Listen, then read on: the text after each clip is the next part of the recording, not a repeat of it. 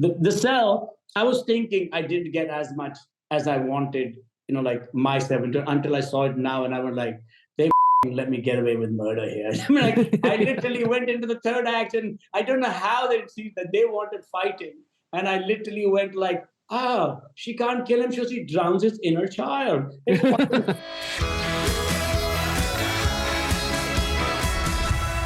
Tell me a little bit about how The Cell came about. Okay.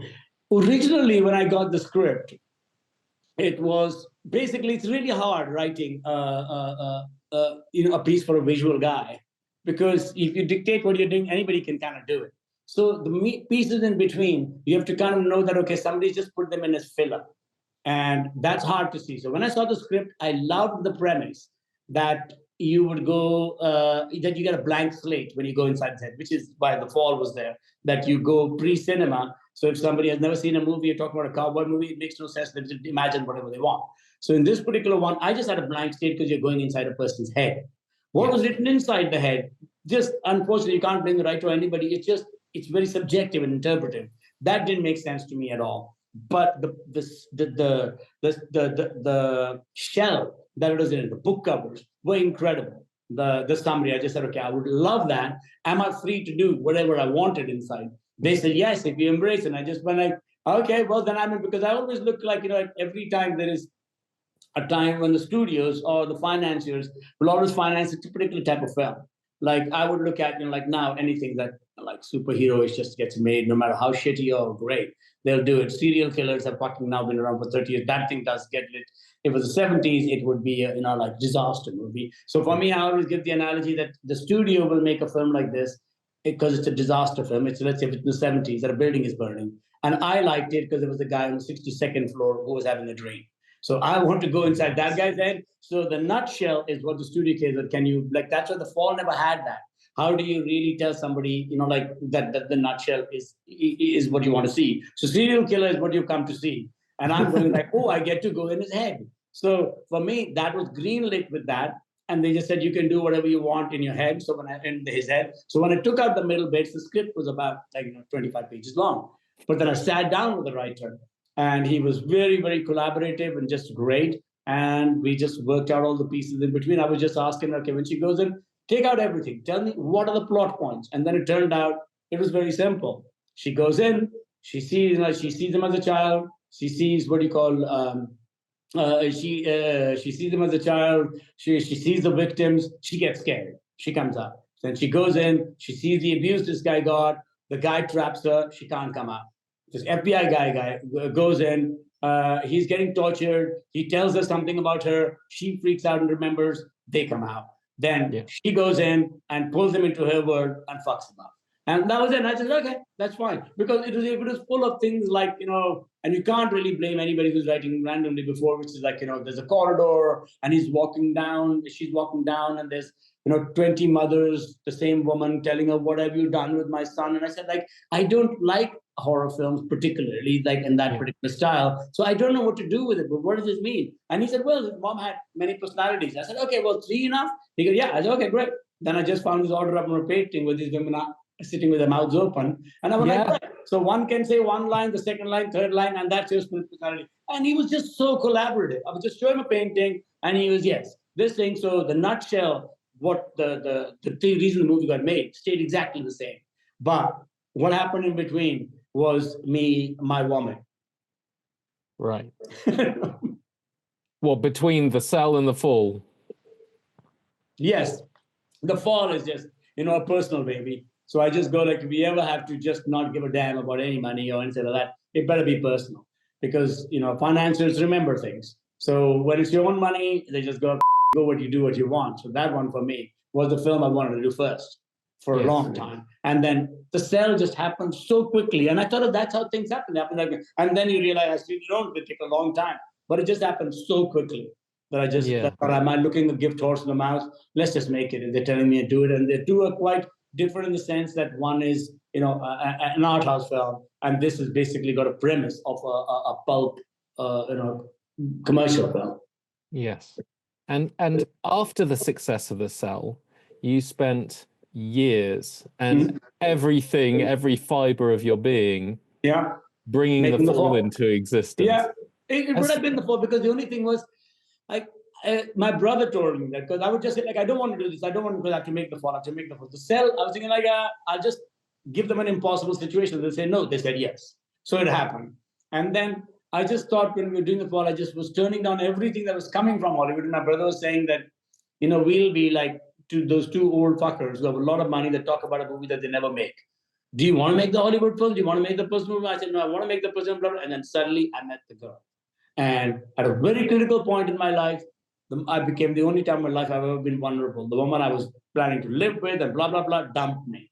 And I had all this money and I just went like, found the girl, this is the film. We had waited for close to 28 years. And I just said, we make it in 2 months because this is a different child in a very little time. So, but the process, I just knew, Fincher had tried, all my friends had tried to see if they could get any financing. It was never going to be possible for the fall because I never had a locked in script, kind of. I had an implemented nutshell and a box that the little girl carries around. And I just said, this is what she's stolen and she's going to interpret it this particular way. And that's just not how you sell a film. So for me, in the end, I just told my brother, like, I don't know what this money's for. I'm kind of broken.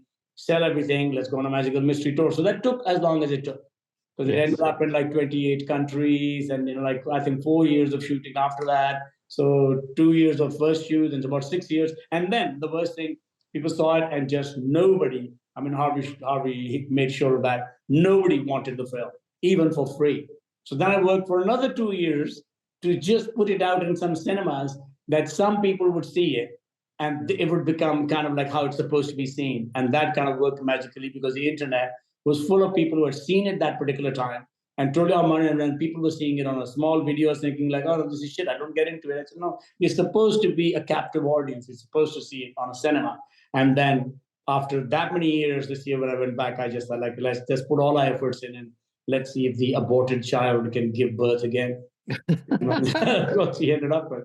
you painted a city blue. Well, no, it is a blue city. And people have it all the time because the Brahmins live there and it's a sacred color. The only thing is, it's never as poppy as that because not everybody has the equivalent amount of money. So when I went out there, because I had decided somehow in my stupid mind there are not going to be any effects in the film. It might remove pools or things like that. I want to do it like the movie could have been made in 1920s. So when I went out there, I found out that it's a Brahmin city. So legally, you can only paint your house blue. So I just told the city, to all the guys, because we were coming back in 2.5 months, we were going to shoot the girl first in the hospital. And I just said, news for everybody, we want the city to look good. You can paint your house whatever color you want. And I knew they could legally only paint blue. So we just provided them with all the blue. So we didn't paint it. They painted it. We just said it's free paint. And people just went, whatever color, yes. Oh, I'll take the blue. And I was thinking, yeah, because we only have fucking coincidence. We only have blue. So they just took it and it just popped when you see the movie. And it hasn't popped like that, but it's always kind of been blue. But just, if you go to a particular way, people paint it at different times, they say, that one looks bad, this looks ugly. It's never looked like that and probably won't unless somebody just goes to them again and say, hey, here's free paint.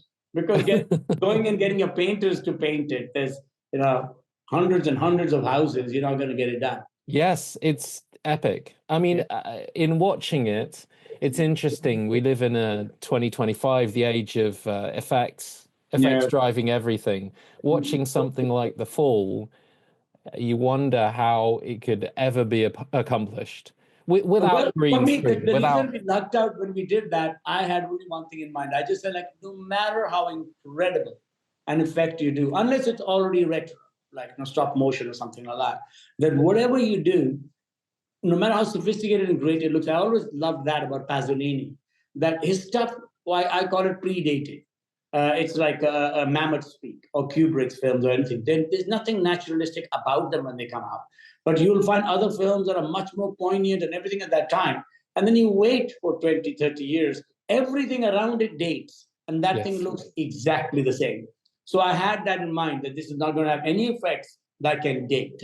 So we're just going to clean up holes, do things like that, and keep it as practical as possible. And you look at it 20 years, and now look at anything from 20 years ago that looked great, it won't.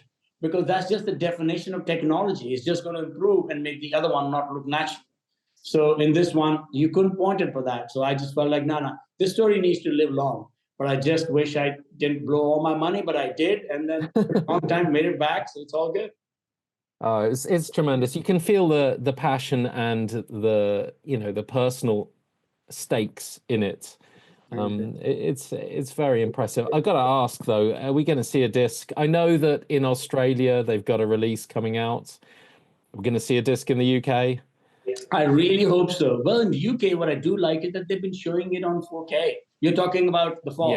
Yes. They've been showing it on, they've been showing it on IMAX. And America, I really like that movie. They put it out in cinemas. So North America, and now there's a whole bunch of countries, Korea and Japan. I'm going to Korea next week for it. And it's in cinemas. So I'm quite shocked that the internet helped, I guess. What is it? Those things that Tumblr and all those people are just people kind of always knew it was there, and the biggest fans are the people who discovered it there and didn't get thrown out of it by I don't get into it, and then they bring a friend or two to see it in the cinema, and then I have the captive audience as originally intended. I really care for how that goes. So I know there's a whole bunch of countries putting out 4K. I'm sure Japan will. I'm sure Korea is doing it. So the whole bunch of places. I don't know who's really doing it in London. So look that up and ask them. They'll fucking do it. Because the problem was they did the Blu-ray of it is pretty stunning. But that was so long ago, and people were selling it at ridiculous prices on the internet. When they told me that was one of my main push, that I want eyeballs on it, but I don't want people to fleece, the guys who bought these things earlier, because we don't have it out there. So I owned the rights all the time. And I just went like, okay, let's just lose some more money at it and just get it out. And then it kind of just exploded. Oh, it's well worth it.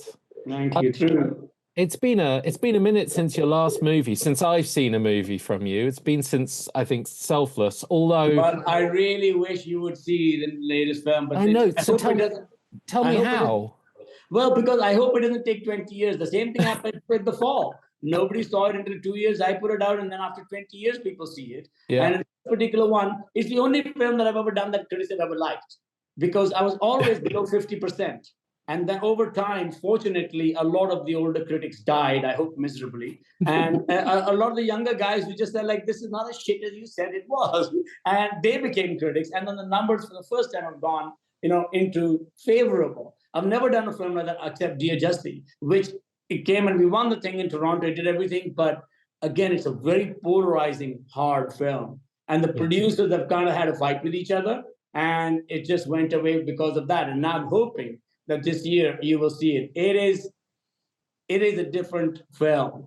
And again, I just think, I hope it doesn't take 20 years for people to discover it and just go like, oh my God. It's literally, I keep pitching it as if Gaspar Noé or Haneke wrote a script and it got directed by, let's say, one of the, like Shirin Nishat or some one of the Iranian film, Women. That's the movie it is. It is so wrong that I think it is there. But it's the only one that the critics have ever liked out the bat. But it's a hard film, very hard. And you had the idea a long time ago, I hear. Well, yes, but then I again left it like The Fall. This one, I left it for a long time, and then it came together immediately.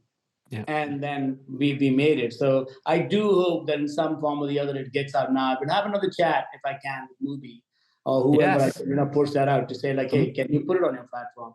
It seems perfect for Mubi. And I suspect The Fall has been absolute, gangbusters for them. One of their most... It has. I think it's been their number one thing in all the countries. And people keep writing it and telling me, I'm like, well, that's pretty good, because I discovered Mubi through this. And now people are discovering this thing through Mubi. So I go like, yes, it has been their little big thing. Yes, wonderful. I love FA. I think, I really think Mubi is wonderful. So I just hope it works out. But I will talk to him, you're right, in the next month or so when I come back from Korea. I will call him and ask him like, hey, give this a platform, because I just think it's incredible. But because a lot of people just say, I hope it doesn't take 20 years for people to appreciate it, because this is a now film. Whereas The Fall and everything, it is a very acquired taste.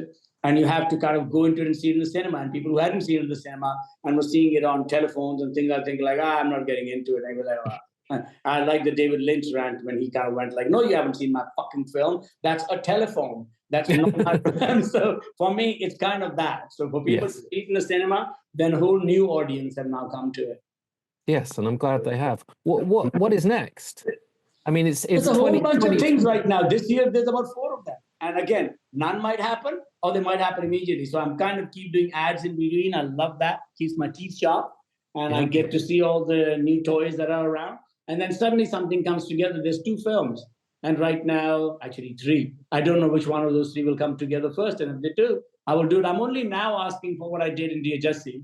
I'm asking for their 2 personal films this day. The Cell, I was thinking I didn't get as much as I wanted, like my 7 until I saw it now, and I was like, they fucking let me get away with murder here. I mean, like, I literally went into the 3rd act, and I don't know how they see that they wanted fighting, and I literally went like, she can't kill him, so she drowns his inner child. It's beyond hilarious and retarded that they, and I got to do it. So I just felt like, no, it was me as a spoiled fucking brat thinking like they aren't letting me do what I want, that kind of thing. But for 30 plus million, they let me fucking get away with an incredible thing. So hats off to the studio, and sorry that I was a young shithead, but I think it needed that. Otherwise, it would have just disappeared. It would have just been another one of those things. But it had a really gem that needed to be polished. And usually in advertising, I say always when I'm doing things that I just make look good, I always just say, my job is just to polish the turd.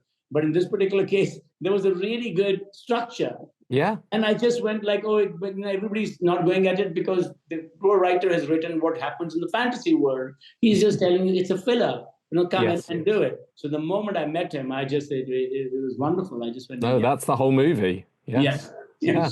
I would say what stayed with me with The Cell is that, and I've seen a lot of films, I would say that there are very few that have accomplished the sense that you're actually in a nightmare. There are very, very few that have brought that vision. And it also dates a little bit better than a lot of the films because it's operatic, it's theatrical. And what happens is then the same expression, like I said, it's predated. So when it comes out, there's a whole bunch of new hip effects that they would like to use, but I didn't. So you can't go, you could have done that, but it becomes theatrical. And theatrical stuff has been around for centuries. So that stuff doesn't date that badly. So now when you see it, it looks theatrical. Things are kind of real. And that's why I think it goes better. The Fall just takes that to a different level. I didn't even go theatrical. I just went to real locations, not a single set being built. So for me, that's why I think those things tend not to date. So I'm lucky with that. And now I saw it recently. I just wish I could stop laughing. I just thought it was fucking, it's a hilarious. But people are kind of traumatized. I'm going like, it's kind of like you calculate these things, like I'll do this and then zap them and shock them a bit, so that later on in the 3rd act, when he does these things, you can sit through the film and not laugh at him and blah, blah, blah. And then when it works like magic, you forget the manipulation that you did. And the audience just goes in and go like, and it's working. I'm just laughing at, I remember I did that shit so that they would stop laughing at that bit and this bit for that bit. And then I'm just looking at that. So it's not really easy way to see my own film. Well, Vincent D'Onofrio does terrifying very well. You got back together with him for Emerald City? Emerald City. I whenever I have a script, I always go, if it's a animal, woman, child, grown up, I go like, can Vincent do this? They've only seen, I think, 2 actors I have not worked with the second one. I've seen the history of him, who I think were the most fearless things. Seymour Hoffman. Yeah. Seymour Hoffman and D'Onofrio. I've just never seen anybody so fearless. I've never worked with, Seymour Hoffman, and he's dead, so that's not going to happen. But I just think with D'Onofrio, when you see him, I mean, that thing can look ridiculous. But when you get a commitment from a guy like that, fucking believe it, like he's there 110% all the time. And I'll take that any day. Yeah, I can see. I mean, it makes a difference to Emerald City, and it made a difference to The Cell.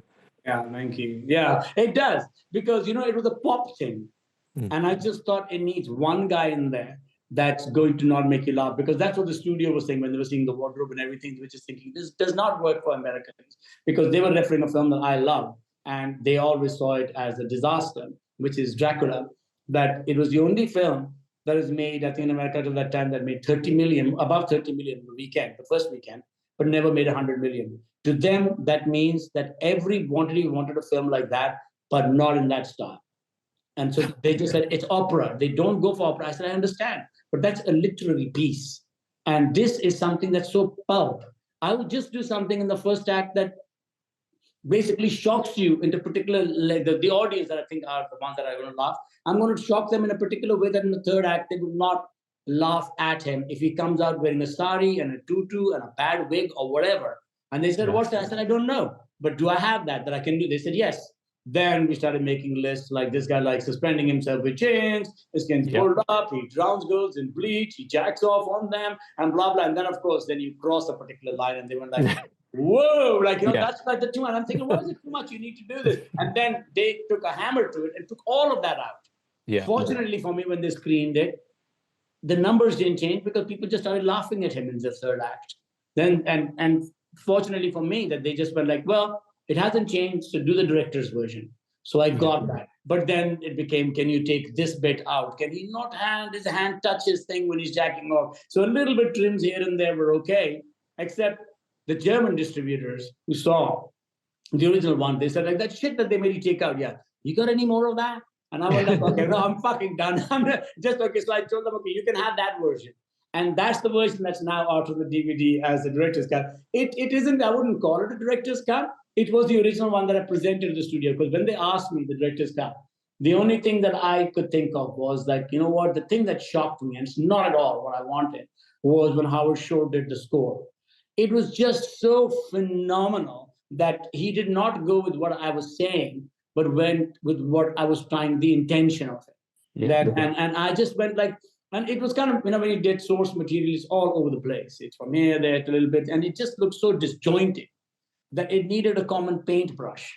And he came in with taking the Shizuka from Morocco and mixing them with the London Philharmonic and making the Philharmonic play like them, that it looked like that. So when I saw that, I said, I know what the director's cut is. And then I pitched it to the studio that particular time. I think it's in the original commentary. I just said, I would love to do this film without any dialogue, because none of it is important to me. I would take out all the dialogue, but in 4 or 5 places, I would put a cue card, like in a silent film. So it should just be the sound effects and Howard Shore score. And I just, it should just be a visual film with a couple of cue cards, like a silent film. They said 2 art houses, fuck off. I said, okay. So that was it. So, but it was very little money. See, if ever I had to do it in the director's cut, I would just would be that. Take out the dialogue track. And in 4 or 5 places, I would put a cue card. Just if you've never heard or seen the film, you understand the plot. And that's all that's required. Oh, I mean, yeah, it's just phenomenal. And you did a bunch of movies afterwards, I would say, perhaps more mainstream movies. You did Immortals. And Mirror, Mirror. I love doing those two. I love mixing it up. Yeah. It's just that the only other one that is my complete DNA right now that we did with Dear Jassi, like The Fall, just The Fall took 2 years and I had to take it out myself. I don't know what I'll have to do with this one, because it is an incredible film. And it's the only one that people who saw it for the first time like, but just cannot get anybody that knows what to do with it. So hopefully the answer is I will go and chat with Movie and see if they you're going to get off the phone with me and you're going to call up Movie and they're going to say yes. We've been waiting for your call. Yeah, I think I'm going to go and meet him, because I'd shown it to them when they were really busy about 2 years ago, and it needed a push. And now they're kind of done, and this is not a film that I think if they can take it for their platform, I'll just tell the producer, listen, you kind of, before it ends up in YouTube without anybody's credit, let's just fucking, give it to Movie. So hopefully they've had a lot of success pushing their titles to theatre first, though. They've had a whole bunch of movies that are announced on the platform, and then they go to theatre first. I think they did it with The Substance. Yes, The Substance is their biggest success. Yes, but it is a genre film. Particular thing that you can kind of put in there. The Fall, nobody knew what to do with it, and still Movie put it into the cinemas. Yeah. And they were quite shocked on I think they had it on one day in about, I think, like 70, 80 cinemas in the US. And it sold out so fast, they put it out for 1 week. And then they couldn't get any more theater. They did it for 3 weeks. And then it just carried on. And now it's still running in the art house things everywhere. So there is an audience there for it, but it is already the one that's the choir. They're not. So those guys are bringing some new guys in, and people are discovering it. And it was wonderful that Movie did that for me. They didn't have to. I literally gave it to them for a penny, and not a penny, but very little money. And I just said, like, I want to incentivize them, and I just loved FA. And they just said, like, okay, they embraced it, and their team loved it. Yes. Well, I hope that's a way into the next one. And I can't wait to see what you're up to next. I feel like hopefully something soon we see. It is mixed. If you see Dear Jassi, you'll see it's a visual film, but it's not a fantastical film. Yeah. I mean, it is so grounded, but there is no other coverage. That's all you get. So hopefully, and if you see me in London anytime, please come up and say hi. So if the fall screens or something, I usually, if I'm there, I'll go to it just like that. So I will look out for that. It's been an absolute delight. I think it's morning time with you, is it? It is. And yeah, it is. Okay. I'll go on the next one. Thank you, sir. Thank you so much for your time. It's been a delight. See you in London. Yes, see you in London.